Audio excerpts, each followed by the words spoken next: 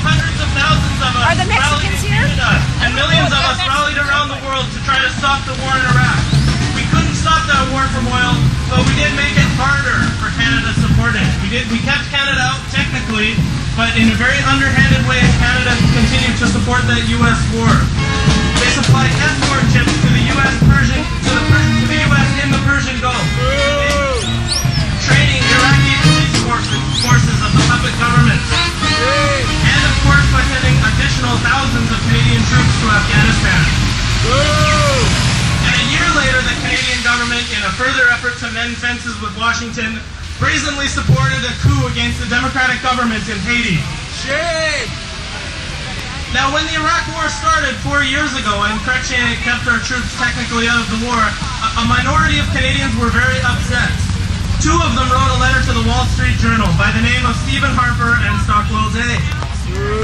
In that letter, Harper and Day said, "We support the American and British position because we share their concerns and their fundamental vision of civilization and human values." Well, 4 years later, it is painfully obvious that Stephen Harper shares precisely the vision of civilization and human values with George Bush. Are you guys So we're here today to articulate our own vision, which is fundamentally different. Our vision of civilization does not include wars of conquest, military occupations, collective punishment, or torture under any circumstances. The values we uphold are genuine values of international cooperation, of solidarity, and respect for the self-determination of all peoples. And we have a vision where international relations do not boil down to the law of the schoolyard bully, where might makes right. And all of NATO's might and Canada's might in Afghanistan has not made right. Quite the opposite. In Afghanistan, the life expectancy has decreased. Women's rights have not improved. Water and electricity services have not been supplied in any way. For all of their trappings of humanitarian intervention, they have not even bothered. No Canadian doctors have even gone into the civilian hospital in Kandahar. That was even reported in the Vancouver Sun, that shameful fact. So I don't believe Canada has the right or the moral authority to export democracy in any way. I think what we should export is some of the hypocrisy of our local politicians. And so in that vein, I have a little proposal for a sort of cabinet shuffle. Let's send David Emerson to Afghanistan and bring the troops home. Let's send Stephen Harper to Afghanistan and bring the troops home. But our rich and our elite and our conservative and liberal politicians are never going to fight their own battles. They're always going to look for cannon fodder. And they're not recruiting. The Army is recruiting, by the way, if you haven't noticed. They're not here today. But they're at your hockey game, at your movie theater, with the ads trying to recruit. And the Army is not recruiting in the British properties or in Shaughnessy. They're recruiting from amongst the poor. They're at Aboriginal Day, which is a real shame and a disgrace, I think. So we need to stop this recruiting. We need to recruit to the anti-war movement, and we need to tell the military recruiters where they can go. Off our campuses, out of our community events, and out of our face. We're also faced today by a crisis of climate change. And let me tell you, don't buy the greenwashing that our politicians are doing. 4 months ago, Stephen Harper thought Kyoto was a brand of import car. Actually, what Stephen Harper said was that Kyoto was a socialist plot against Canada.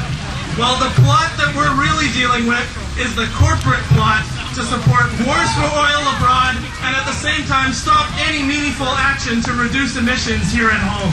That's the plot we have to shut down. Empire is always bad for the environment because empire assumes that other people's resources and land are expendable. They can be used up for the corporate machine back home. Empire also assumes that people are expendable.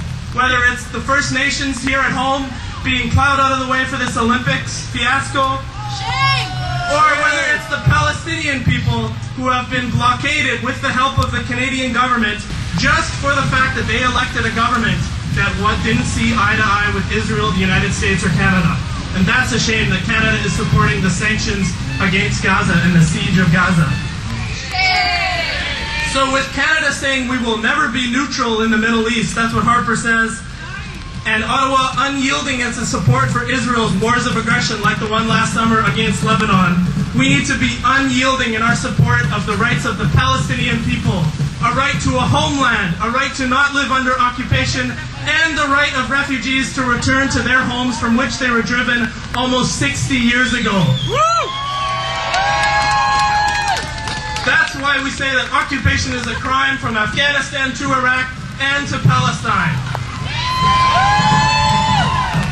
So history teaches us that no injustice has to last forever, and it's going to take a great ongoing effort. And thankfully today, in lousy weather across the country, in about 40 cities, we have people marching to demand the troops be brought home from Afghanistan. And in the United States, the anti-war movement has been waking up. They have 1,000 actions this weekend, 450 cities, and today they're marching on the Pentagon to shut down that war machine.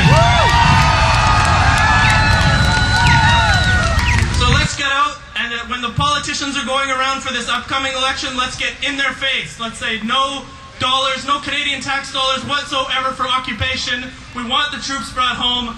We want to bring regime change back to where it belongs, which is at 24 Sussex Drive in Ottawa. Bring regime change home and bring the troops home from Afghanistan. Thank you.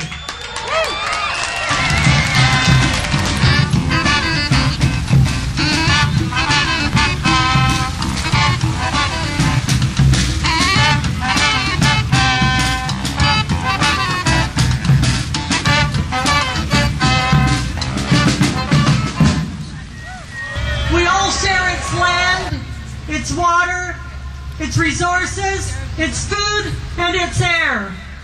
We all have the same needs around the world. And if we poison the planet, we poison ourselves. The wars going on in the Middle East will one day be acknowledged as one of the greatest environmental catastrophes of our time. In Afghanistan, a horrific pollution is taking place across the land. 10 to 15 million landmines are across the land. And in 2001, the U.S. missiles and also weapons. In Canada and America, we don't have to worry about cluster bombs. But believe me, they have to worry about them in Iraq and in Afghanistan.